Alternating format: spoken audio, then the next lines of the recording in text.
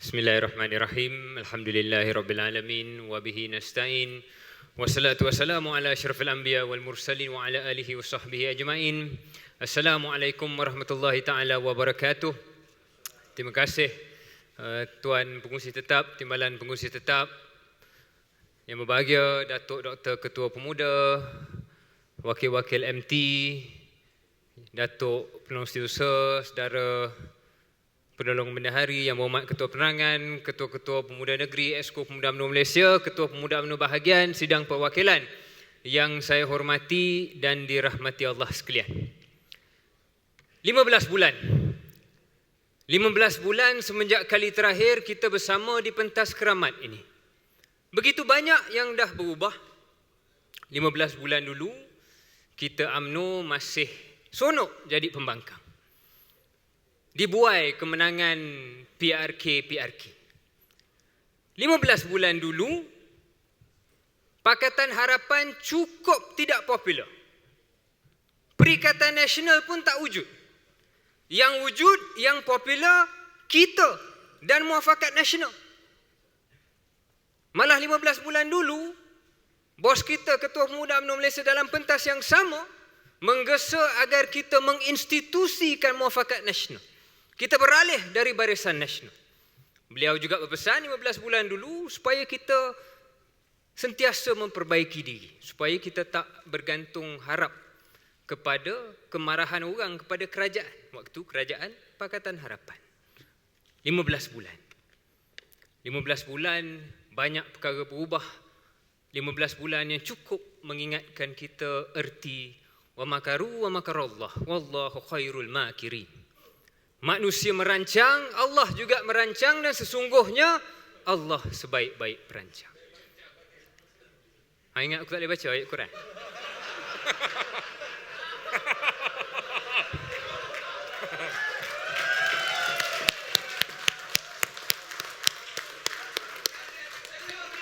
Tuan-tuan, saudara-saudara, tak perlu saya menceritakan satu persatu makan masa apa yang dah berubah. Kita sedia maklum.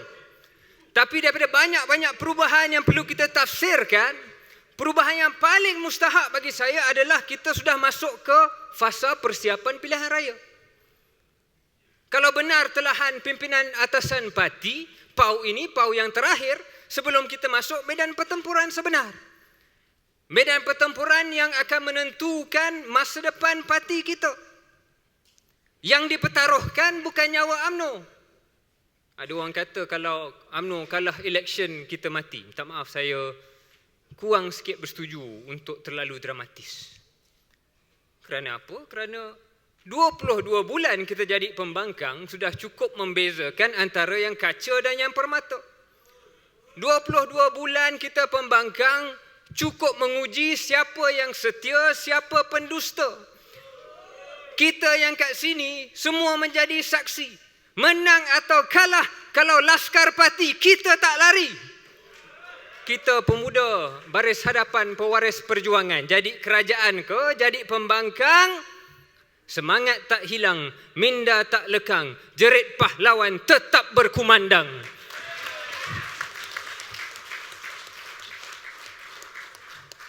Tapi yang dipertaruhkan tempat UMNO dalam masa depan negara. Tempat UMNO dalam sejarah negara insya-Allah selesai. Masa depan.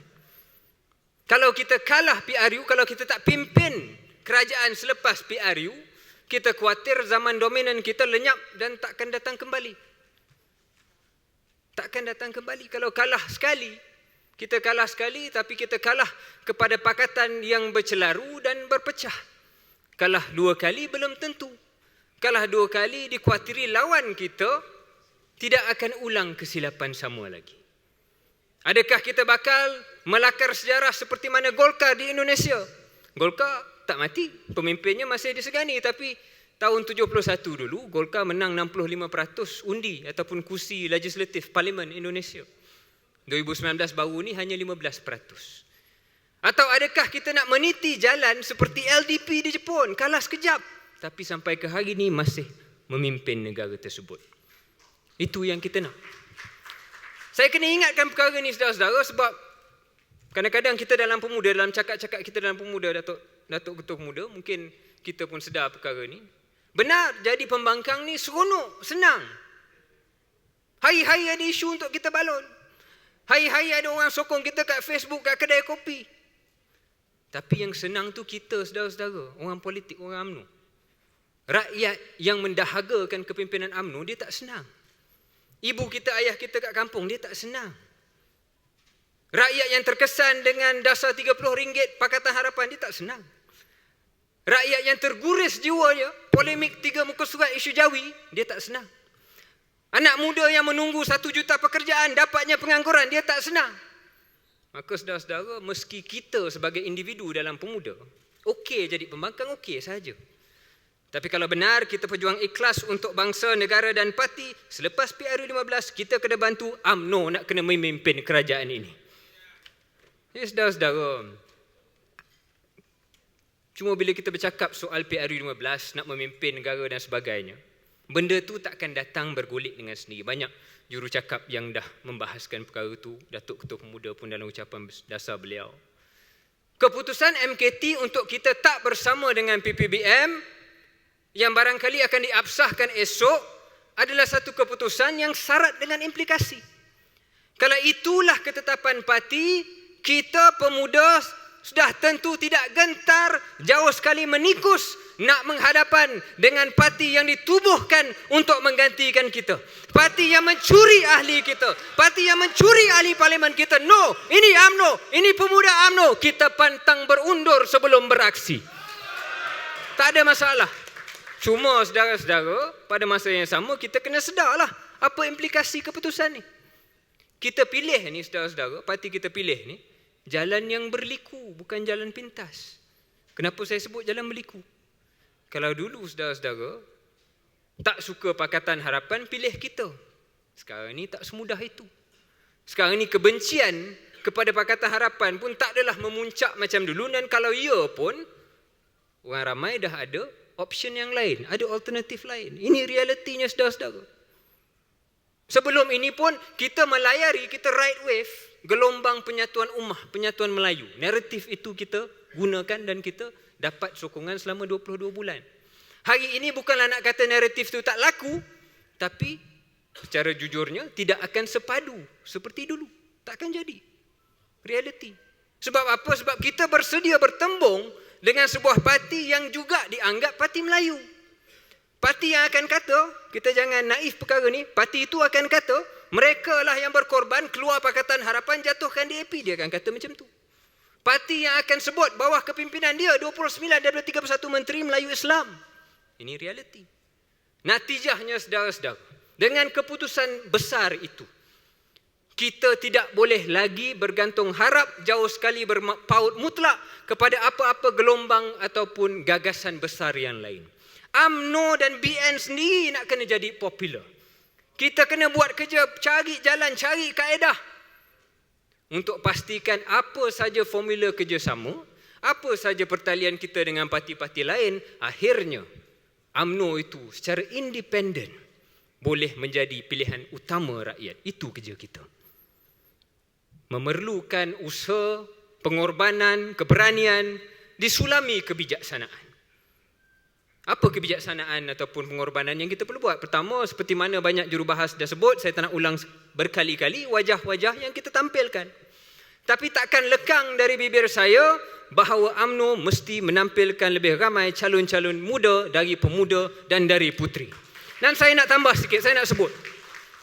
Di bawah Datuk Seri Presiden UMNO hari ini, cakaplah apa saja tentang Datuk Seri Zahid Hamidi, yang berani melantik Datuk Rais, berani melantik Datuk Rizam dalam MT meskipun ada ramai ketua-ketua bahagian yang jauh lebih berpengaruh boleh bantu politik Presiden.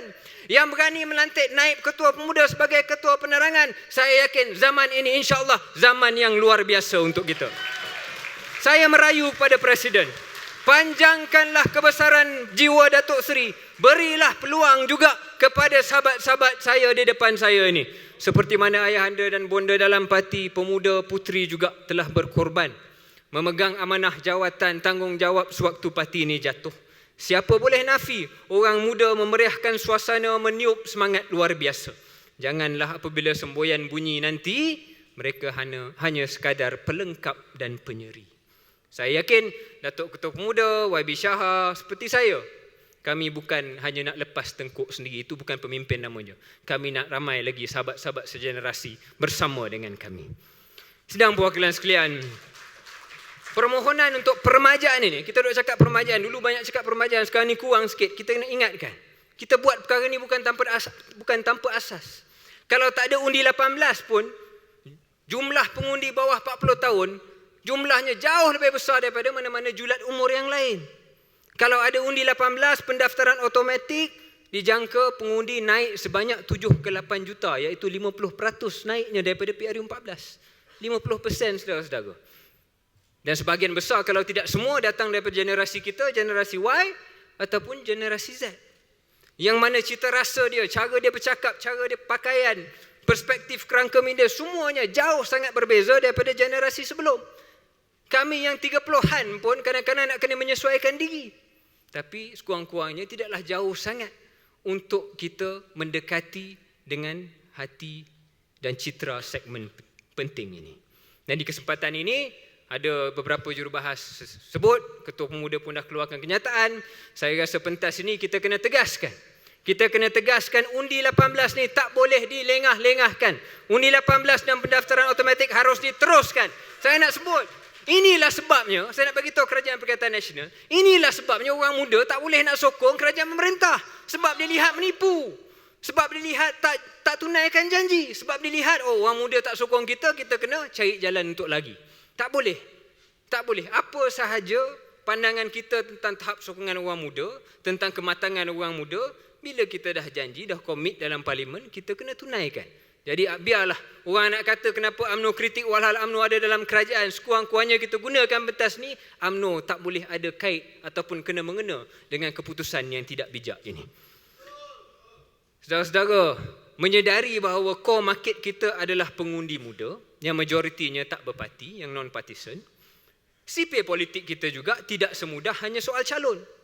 Calon baru pun, tapi kalau bawanya naratif yang lama, kaedah yang lama, pengisiannya lama, untuk pengundi muda yang tak berparti, ni no point.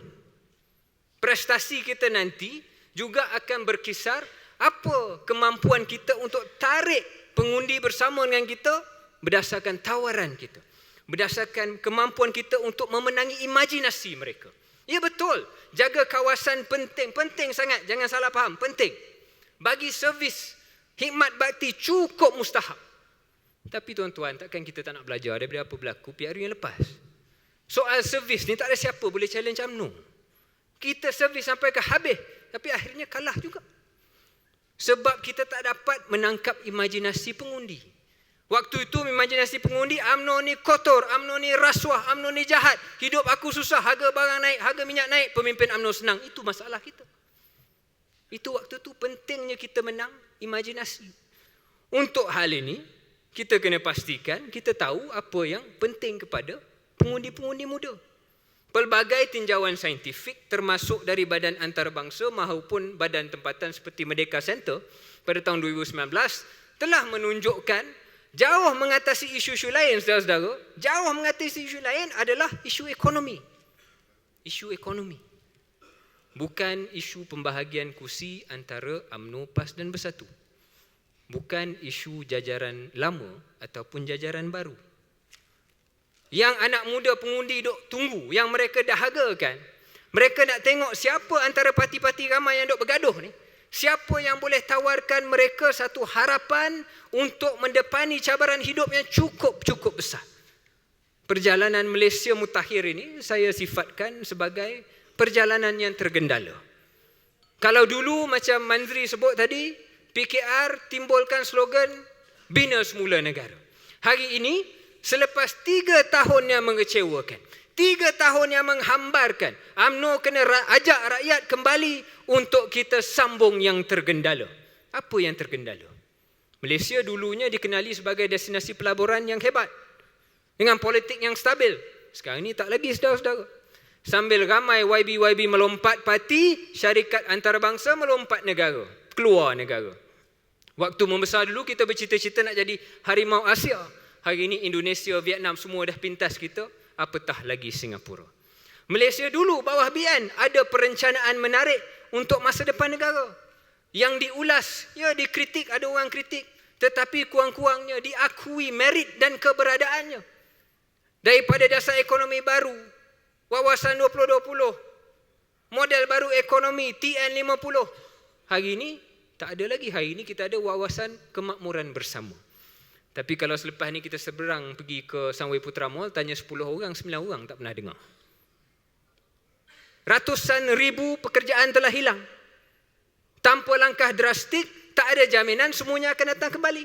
Sekali-sekala kita tengok berita melintas, pekerjaan tumbuh kembali. Tapi sebenarnya tak sama seperti dulu. Tak mustahil daripada 10 kerja yang dah hilang, saudara-saudara, hanya 5 yang datang balik. Apa nak jadi dengan 5 yang lain? Apa nak jadi dengan adik-adik kita yang akan tamat pengajian tinggi, terpaksa bersaing dengan abang kakak mereka yang dah menganggur tapi ada kelebihan sebab ada pernah pengalaman bekerja. Melihat semua ini itu, saudara-saudara, tak terkejutlah kita. Soal ekonomi adalah fokus rakyat, bukan soal politik kepartian. Maka tawaran kita mesti berfokus kepada perkara ni. Cuma saya berpesan, semua parti akan bercakap tentang ekonomi. Semua parti akan cakap nak tambah pekerjaan, peluang usahawan. Dan barang diingat, saya sebut realiti lagi. Kalau kita tak bersama dengan Perikatan Nasional kelak, tak mustahil ucapan belanjawan 2022 akan menjadi belanjawan pilihan raya. Macam-macam yang kerajaan waktu tu boleh study, boleh bagi, boleh tawarkan kepada rakyat. Dan kalau untungnya pergi kepada PPBM, dia tak pergi kepada kita. Menyedari hakikat ini. Soal tawaran ekonomi UMNO ni mesti menjadi fokus sekarang, hari ini, today. Bukan hujung-hujung dah dekat PRU. Mesti realistik macam disebut tadi, tetapi mesti berani, mesti radikal. Mesti khusus dan mudah faham, bukan panjang berjela-jela. Dan bukan juga sekadar aku janji umum seperti menyediakan lebih banyak peluang pekerjaan, dana untuk usahawan. Itu bukan contoh tawaran yang khusus. Terlalu klise, terlalu biasa. Tak ada yang radikal, tak ada yang menarik, tak ada yang merombak struktur ekonomi. Sekadar tambah perasa, tambah cili, pakej semula, tapi masih dalam kerangka yang lama, tak guna. Tak mencerminkan UMNO yang berani menongkah arus. Sebaliknya kita kena sebut misalnya, bawah UMNO, macam mana saudara Azril sambut tadi, kita kena sasarkan langkah radikal untuk memerangi pengangguran dengan segera. Majoriti yang menganggur orang Melayu muda.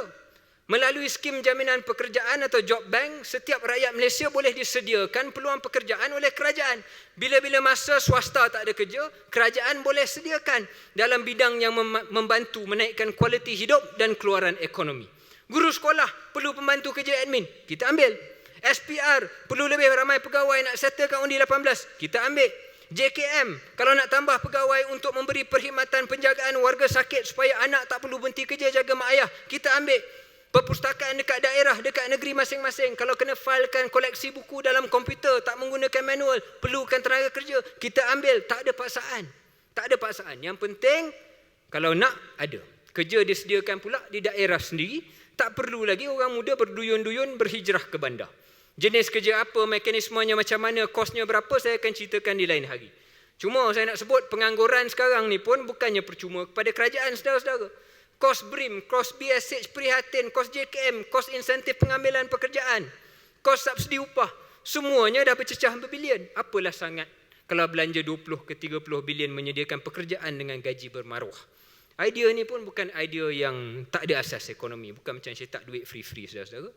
Negara lain dah cuba, India, Afrika Selatan, Australia, Sweden, Denmark, Perancis, semua sudah atau sedang melaksana. Saya tak nak terlalu teknikal, saudara-saudara, ni pentas politik, cuma saya minta saudara-saudara bayangkan, andai kita UMNO boleh yakinkan pengundi, kalau UMNO menang, kalau UMNO jadi PM, masalah pengangguran selesai. Kalau tak berani buat untuk semua orang, tak berani buat selama-lamanya, kita buat dulu untuk pekerja bawah 35 tahun, kita buat untuk setahun. Tengok apa yang jadi. Ini baru New Deal, ini baru berani. Ini yang saya maksudkan. Kita kena sebut, kita nak bantu usahawan dengan penyelesaian digital yang jelas. Bukan hanya nak tambah senarai latihan, pinjaman. Kita bantu direct kepada masalah mereka. Anak muda yang terbabit dalam pertanian misalnya, kita usaha sama dengan syarikat startup tempatan. Dalam masa 6 bulan, kita sediakan platform digital menggunakan teknologi blok rantai, blockchain, untuk menghubungkan mereka dengan pelabur maupun pembeli dalam dan luar negara. Kita tunjukkan bahawa dengan platform sebegini, petani muda, biasanya Melayu, boleh dapat akses kepada pasaran dan dana yang luas serta selamat. Bukan tak ada contoh-contoh lain, negara-negara lain juga yang buat. Contoh yang saya berikan, iGrow di Indonesia, aplikasi iGrow. Membantu menyambung usahawan pertanian dengan seluruh rantaian bekalan di Indonesia. Daripada pelabur, pemilik tanah, sehinggalah pembeli B2C maupun B2B. B2B, business to business, bukan B2B yang lain. Dunia sudah beralih ke era digital. Jika orang Melayu kita, orang Melayu. Ini UMNO. Kalau kita tak perkasakan mereka, kita masih dalam mood 20 tahun dulu. Subsidi, pinjaman, kontrak farming. Berapa banyak kontrak farming lagi kita boleh buat saudara-saudara dengan syarikat tempatan.